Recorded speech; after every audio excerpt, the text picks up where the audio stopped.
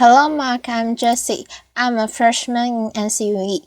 My student number is S044105 The title of the speech is The Laws That Sex Workers Really Want by Toni. I want to talk about sex for money. I'm not like most of the people you have heard speaking about prostitution before. I'm not a police officer or a social worker. I'm not an academic, a journalist, or a politician.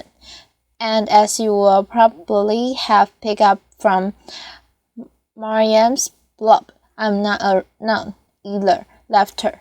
Most of those people would tell you that selling sex is degrading, that no one would ever choose to do it, that it's dangerous. Women get abused and killed. In fact, most of those people would say there should be a law against it.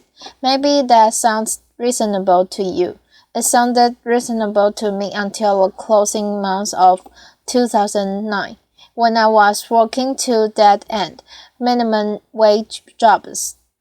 Every month my wages would just replenish my overjet. I was exhausted and my life was going now here. Like many others before me, I decided sex for money was a better option. Now don't get me wrong, I would have loved to have won the lottery instead, but it wasn't going to happen anytime soon, and my rent needed paying.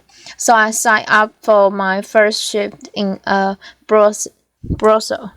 In the years that have passed, I've had a lot of time to think. I've reconsidered the idea I once had about prostitution.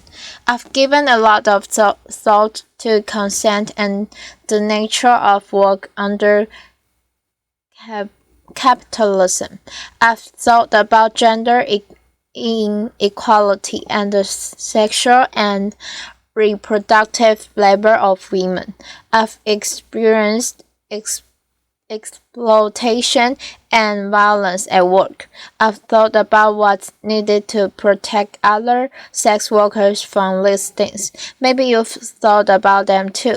In this talk, I will take you through the form and legal approaches applied to sex work throughout the world and explain why they don't work, why prohibiting the sex industry actually exacerbates every harm that sex workers are vulnerable to. Then I'm going to tell you about what we as sex workers actually want. The first approach is for criminalization.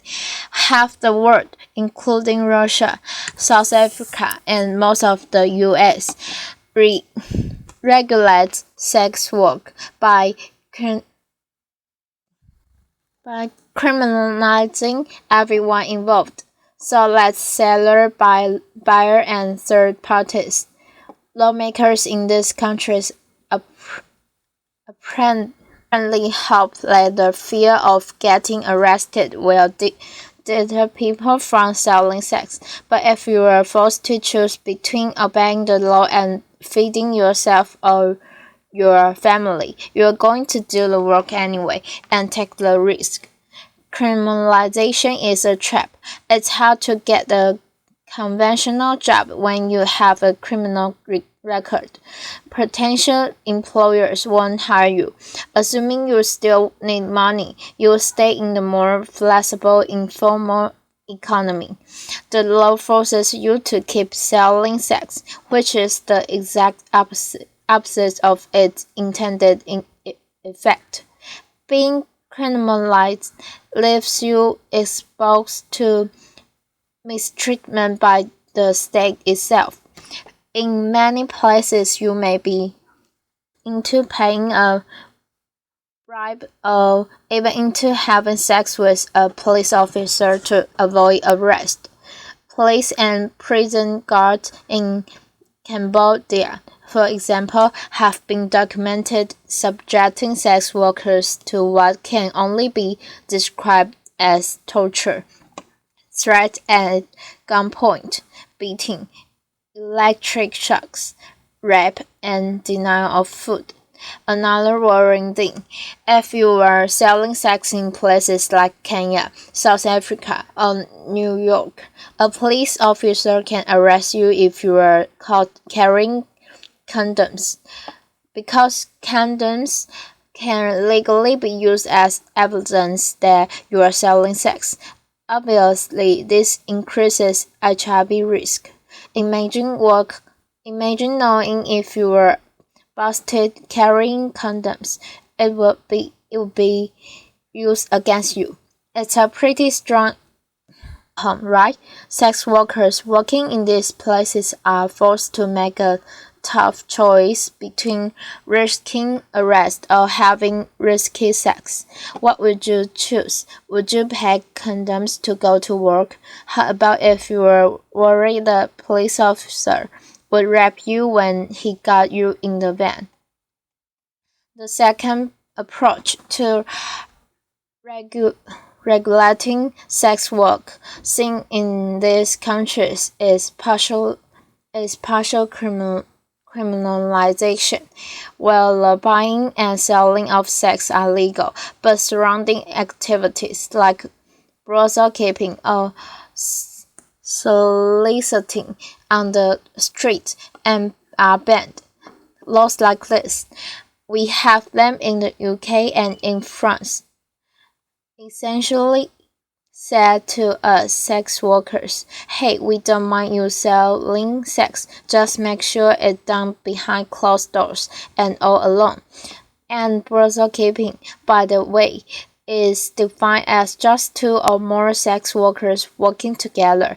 Making that illegal means that many of us work alone, which obviously makes us vulnerable to violent offenders, but we're also vulnerable if we choose to break the law by working together. A couple of years ago, a friend of mine was nervous after she was attacked at work, so I said that she could see her client from my place for a while. During that time, we had another guy turn nasty. I told the guy to leave or I will call the police. And he looked at the two of us and said, you girls can call the cops. You're working together.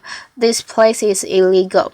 He was right. He eventually left without getting physically violent, but the knowledge that we were breaking the law empowered that man to threaten us. He felt confident he would get away with it.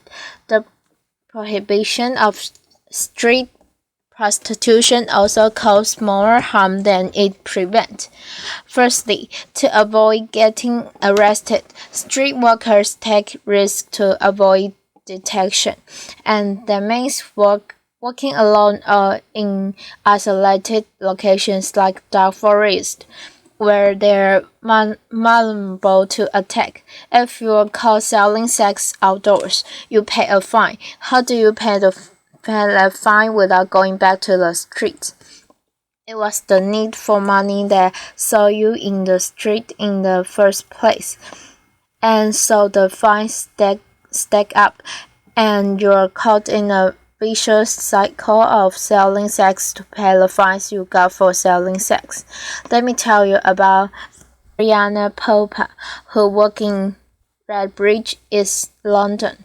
The street workers on her patch would normally wait for clients in groups for safety in numbers and to warn each other about how to avoid dangerous guys. But during a police crackdown on sex workers and their client, she was forced to work alone to avoid being arrested. She was stabbed to death in the early hours of October 29, 2013.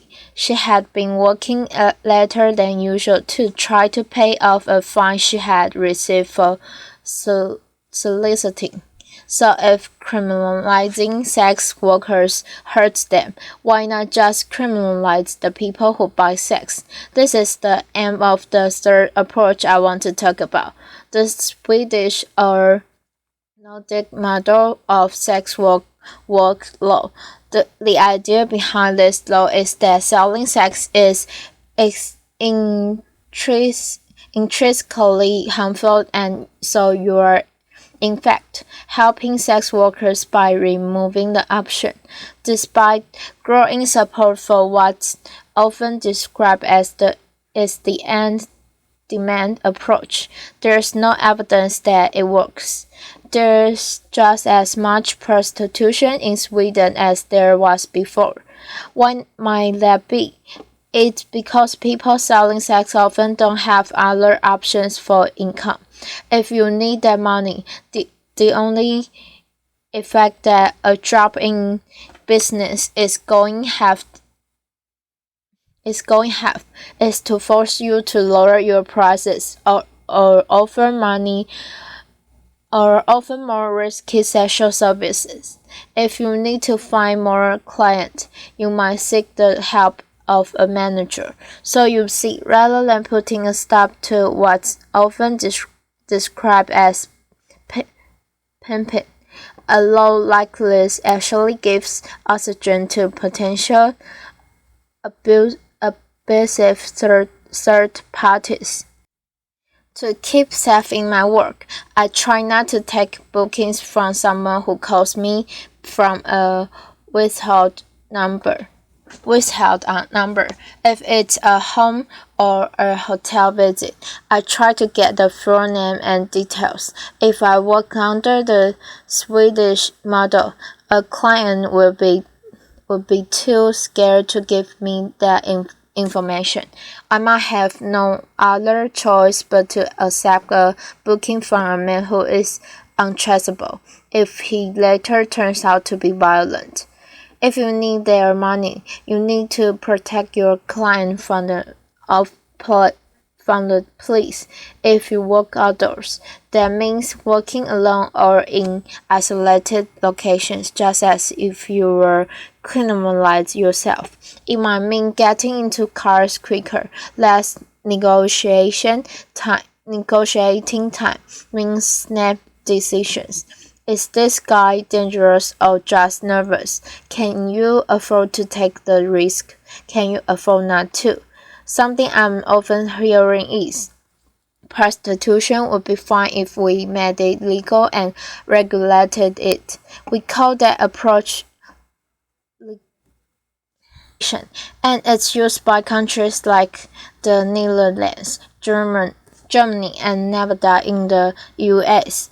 But it's not a great model for human rights, and in state-controlled prostitution, commercial sex can only happen in certain legally designated areas or venues, and sex workers are made to comply with special restrictions like registration and forced health checks. Regulation sounds great on paper, but politicians deliberately make regulation around the sex industry expensive and difficult to comply with.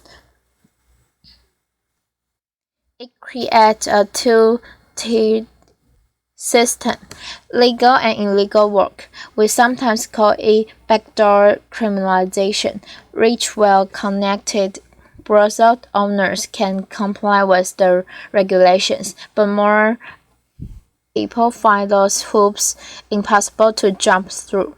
And even if it's possible in principle, getting a license or proper venue takes time and costs money. It's not going to be an option for someone who's desperate and needs money tonight. They might be a refugee or fleeing domestic abuse. In this two-tiered system, the most vulnerable people are forced to work legally, so they're still exposed to all the dangers of criminalization I mentioned earlier. So it's looking like our attempt to control or prevent sex work from happening makes the things more dangerous for people selling sex. Fear of law enforcement makes them work alone in isolated locations and allows clients and even cops to get abusive in the knowledge they will get away with it. Fines and criminal records force people to keep selling sex rather than enabling them to stop. Crackdowns on buyers drive sellers to take dangerous risks and into the arms of potentially abusive managers. These laws also reinforce stigma and hatred against sex workers. When France temporarily brought in the Swedish model 2 years ago, ordinary citizens took it as a cue to start carrying out against people working on the street in Sweden. Opinion surveys show that significantly more people want sex workers to be arrested now than before the law was brought in. If prohibition is this harmful, you might ask why it's so popular. Firstly, sex work is and always has been a survival strategy for all kinds of unpopular minority groups, people of color, migrant people with disabilities, LGBTQ people, particularly trans women. These are the groups most heavily profiled and punished through prohibitionist law. I don't think this is an accident. These laws have political support precisely because they target people that voters don't want to see or know about. Why else might people support prohibition? Well, lots of people have understandable fears about trafficking. Folks think that foreign women kidnapped and sold into sexual slavery can be saved by shutting a whole industry down. So let's talk about forced labor does occur in many industries, especially those where the workers are migrant or otherwise vulnerable, and this needs to be addressed.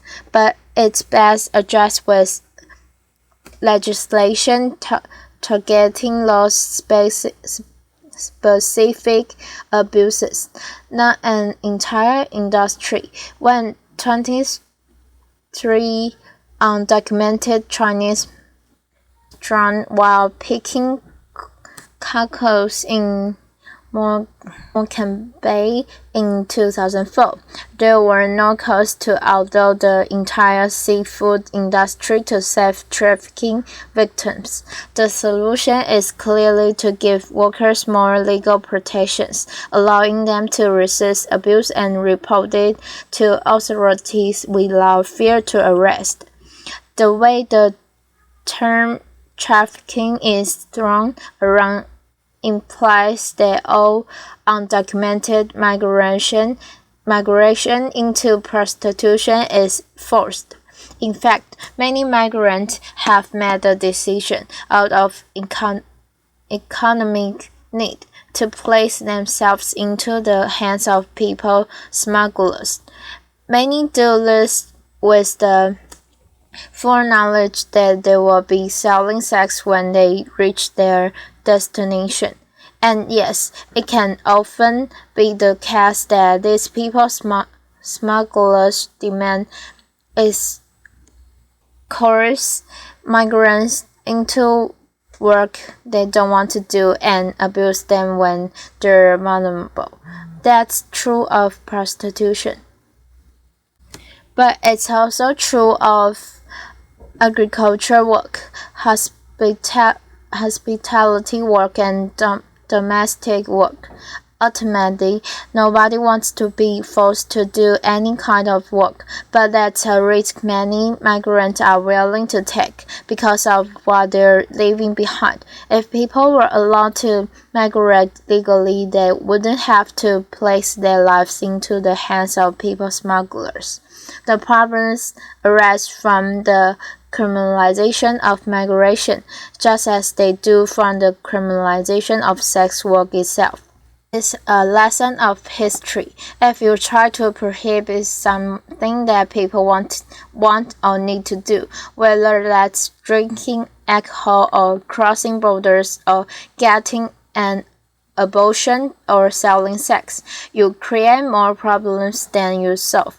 Prohibition barely makes a difference to the amount of people actually doing those things, but it makes a huge difference as to whether or not they are safe when they do them.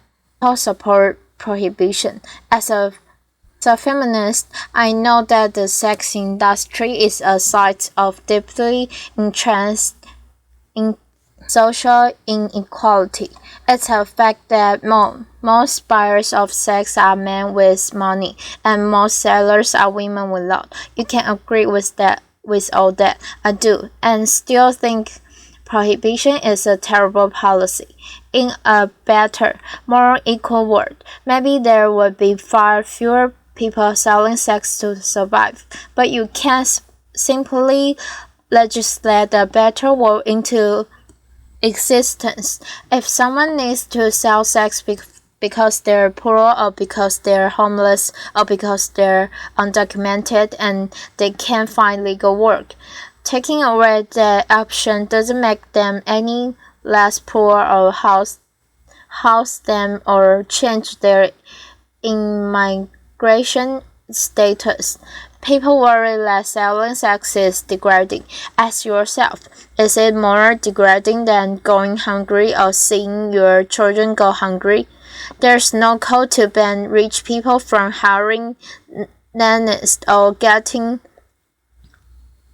manicures, even though most of the people doing that labor are poor migrant women.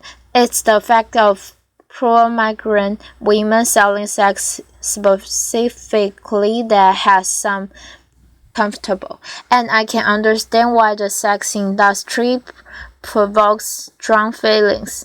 People have all kinds of complicated feelings when it comes to sex, but we can't make policy on the basis of mere feelings, especially not over the hands of the people actually affected by those policies.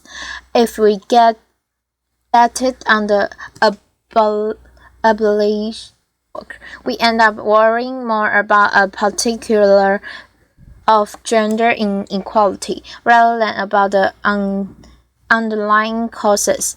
People get really hung up on the question, well, would you want your daughter doing it?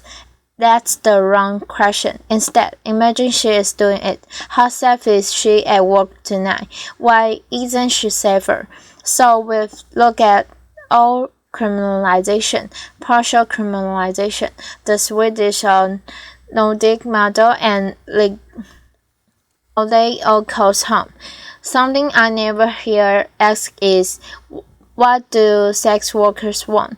After all, we are the ones most affected by these laws. New Zealand decriminalized sex work in 2003. It's crucial to remember that decriminalization and legalization are not the same thing.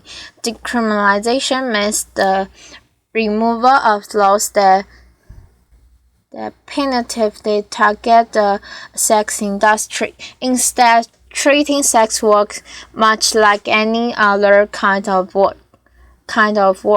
In New Zealand, people can work together for safety, and employers of sex workers are accountable to the state. A sex worker can refuse to see a client at any time for any reason, and 96% of street workers report that they feel the law protects their rights. New Zealand hasn't actually seen an increase in the amount of people doing sex work, but decriminalizing it has made it a lot safer. But the lesson for New Zealand isn't just that its particular legislation is good, but less crucially, it was written in sex workers, namely the New Zealand Youth Collective. When it came to making sex work safer, they were ready to hear it straight from sex workers themselves. Here in the UK, I'm part of sex worker that groups like the Sex Worker Open University and the English Collective of Prostitutes, and we form part of a global movement demanding decriminalization and self-determination. The universal symbol of our movement is the red umbrella. We are supported in our demands by global bodies like World Health Organization and Amnesty International, but we need more allies. If you care about gender equality or poverty or migration or public health, then sex worker rights matter to you. Make space for us in your movement. That means not only listening to sex workers when we speak, but amplifying our voices. Resist those who silence us. Those who say that a prostitute is either too damaged to know what's best for herself, or else too privileged and too removed from real hardship, not representative of the millions of voiceless victims. This distinction between victim and empower is imaginary. It exists purely to discredit sex workers and make it easy to ignore us. No doubt many of you work for a living, while sex work is work too, just like you. Some of us like your jobs. Some of us hate them. Ultimately, most of us have mixed feelings, but how we feel about our work isn't the point, and how others feel about our work certainly isn't. What's important is that we have the right to work safely and on our own terms. Sex workers are real people. We've had complicated experiences and complicated responses to those experiences, but our demands are not complicated. You can ask expensive escorts in New York City, brothel workers in Cambodia, street workers in South Africa, and every girl on the roster at my old job in Soho. They will all tell you the same thing.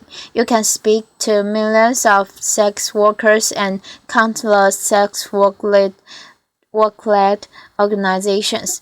We want full decriminalization and labor rights as workers. I'm just one sex worker on the stage today, but I'm bringing a message from all over the world. Thank you. Applause.